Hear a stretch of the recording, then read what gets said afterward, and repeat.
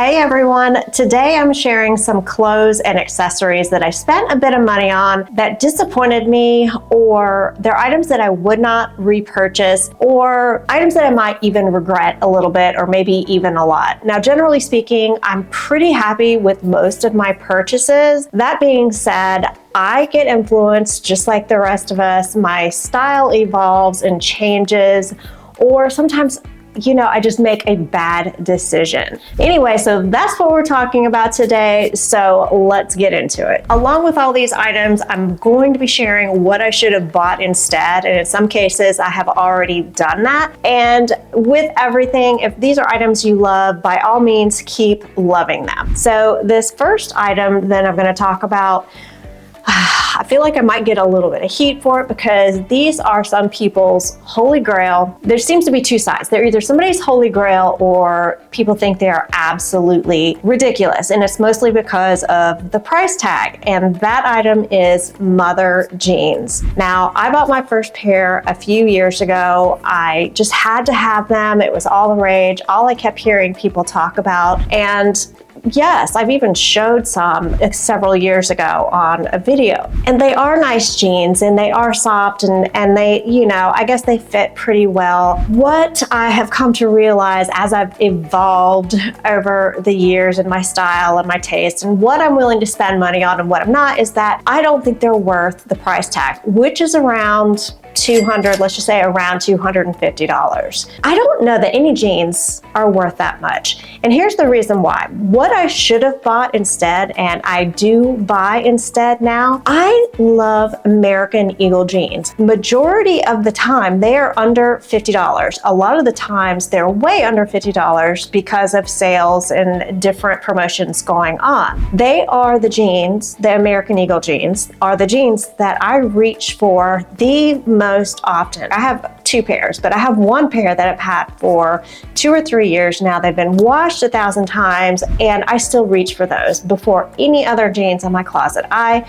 love them. I did an entire video several months ago about jeans and the way they fit and the pocket placement and the different things that I think make a better fit in jeans. And I'll put that video up here somewhere if that's something you want to watch, or I'll put it at the end of the video or down in the description. But what I come to realize about the mother jeans is even though they're all the rage, I did not like the way they made my butt look. I don't think the pocket placement on them on my body is flattering, and they might be flattering on everybody else, or I guess it depends on your shape and size, but I do not think they're flattering on myself. And so I'll be darned if I'm going to spend $250 on another pair of mother jeans when I love my American Eagle jeans and they fit me exactly the way that I want them to fit. Now, my other go-to jeans are a pair of girlfriend jeans from J. Crew. I got these on sale less than $30, and then a pair from Liverpool, the boyfriend style that I've shared many times on my channel. But the point is, I don't think you need to pay $250 for a pair of jeans that really, in my opinion, are not any better than a pair of $35 pair of jeans. But we all have to be our own judges of that. And if you love them, I love that for you. That is just my opinion. Okay, the next item might be a little embarrassing, I think, almost, but it was another item that I had to have, outrageously expensive, and I was disappointed. And that is Golden Goose sneakers. Yes, I have a pair of Golden Goose sneakers. These come with a hefty price tag. I'm not proud of that. I'm just saying I had to have these. They're ridiculously expensive. And the point is that, I think what I know now that maybe I didn't know then was how many dupes there are out there that look so much like them. But more than that, these don't fit into my kind of everyday lifestyle. I mean, yes, they're great, and I find them to be okay, comfortable, but not any more comfortable than any other pair of sneakers that I have. I mean, I don't know if the leather is made of 14 karat gold or what.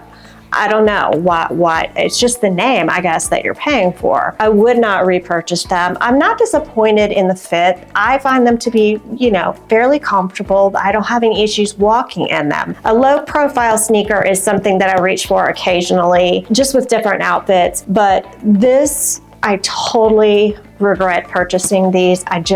They're not worth that price tag. Item number 3.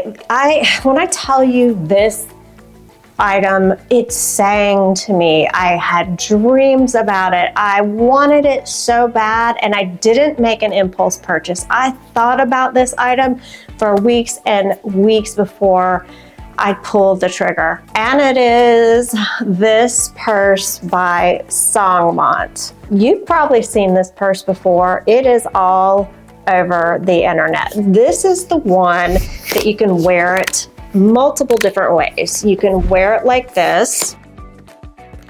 You can take this strap off and fold this together and carry it like this little half moon or a little crescent type bag, and it's cute. And then there's a couple of other different ways. It does come with a shoulder bag. A shoulder strap, sorry, not shoulder bag. And then it's meant to also do this little number here. Okay, this is cute and all. This does not fit into my lifestyle at all. I knew this before I purchased it. I knew it, but I just had to have it. And let me explain why. Okay, so if it's in this position, how in the world are you supposed to get in this thing? Okay, because it opens right here. Okay, you see how cumbersome this is, and then it's only open that much. So you could, okay, open that up, fine, you can get into it. But it's pretty limited in how wide this actually opens. Oh, here's my little Bumblebee wallet from Amazon. This was one of the best sellers, you guys. Anyway, you see what I mean. It doesn't fit a whole lot, and it just isn't very practical. It is not very practical at all. It's pretty, and that's probably about where it stops. What I should have bought, and I actually did end up buying, was a bag from Portland Leather.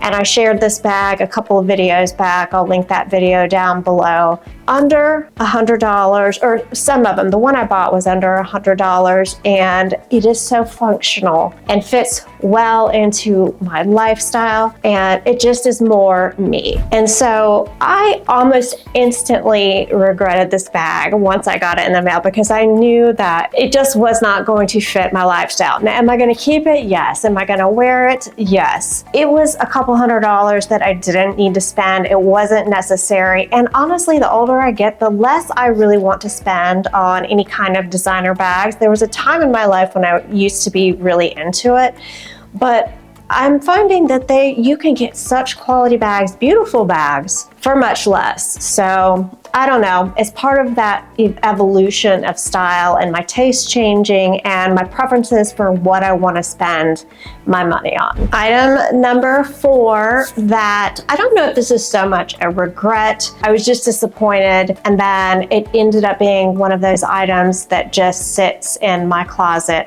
And it is this leather blazer. This blazer, it's beautiful, and actually when I tried it on again for the try on that you're seeing, I did not think that it looked terrible. Like, I remembered it fitting a little bit differently, and I actually kind of liked it when I put it back on.